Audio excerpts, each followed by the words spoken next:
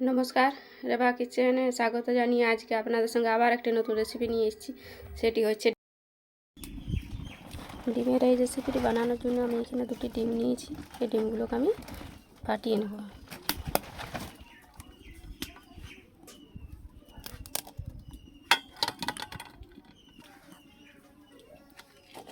ডিম দুটো ফাটানো হয়ে গেছে। এর মধ্যে আমি একটু সামান্য লবণ দিয়ে দেবো, দিয়ে এটাকে ভালোভাবে মিক্স করে নেব। এটা ভালোভাবে মেশানো হয়ে গেছে। এখানে কড়াইয়ের মধ্যে জল দিয়েছিলাম গরম হতে। এই গরম জলের মধ্যে আমি ডিমটা দিয়ে দেবো।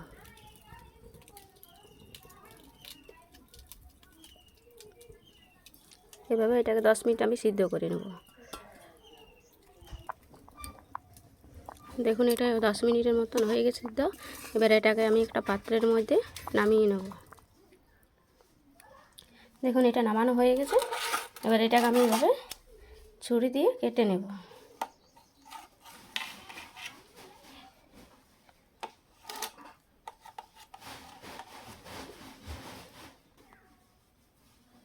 দেখুন, এটা কাটা হয়ে গেছে। এবার এটা দেখুন, এবারে দেখুন সুন্দর হয়ে গেছে। এটা আমি এখানে 2টা ডিমের করেছি, আপনারা চাইলে ডিমের পরিমাণটা বাড়াতেও পারেন।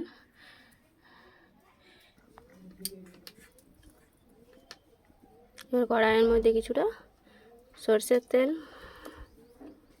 দিয়ে আমি এখানে 2টো আলু কেটে রেখেছিলাম, সেগুলো ভেজে নেব। আলুগুলো ভাজা হয়ে গেছে। এবার আলুগুলো আমি তুলে নেব।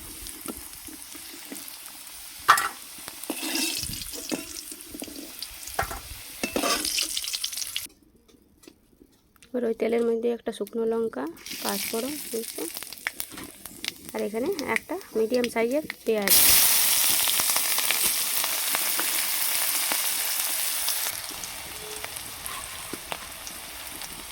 এখানে আমি 2টো টমেটো দিয়েছি।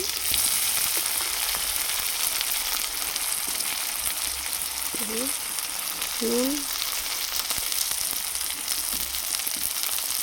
হলুদ গুঁড়ো,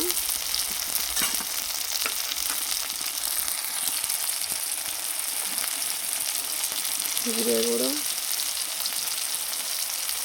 লঙ্কা গুঁড়ো, ভালোভাবে মিক্স করে নেব। মশলাটা ভালোভাবে কষিয়ে নেব।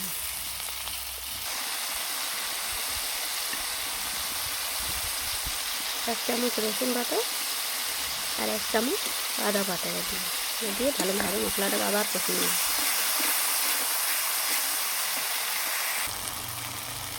মশলাটা ভালোভাবে কষানো হয়ে গেছে। দেখুন, মশলাটা কিন্তু তেল ছেড়ে দিয়েছে। এবার এর মধ্যে আমি লাল ভেজে রাখা আলুগুলো দিয়ে দেবো। এটাকে এভাবে আমি আরও 5 মিনিট ভালোভাবে কষিয়ে নেব। ভালোভাবে কষানো হয়ে গেছে। এবারে এটাকে আমি জল দিয়ে দেবো। এখানে আমি 2 কাপ মতো জল দিয়েছি।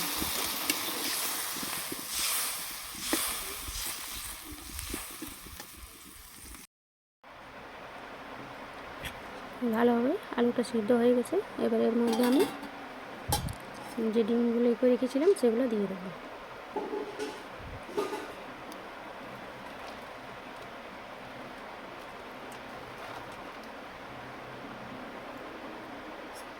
দিয়ে এটা ভালোভাবে আস্তে আস্তে মিশিয়ে নেব।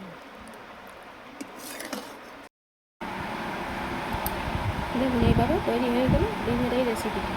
ডিমের এই রেসিপিটি বানিয়ে খাবেন, অবশ্যই ভালো লাগবে। ভালো লাগলে অবশ্যই কমেন্টে জানাবেন কেমন লেগেছে।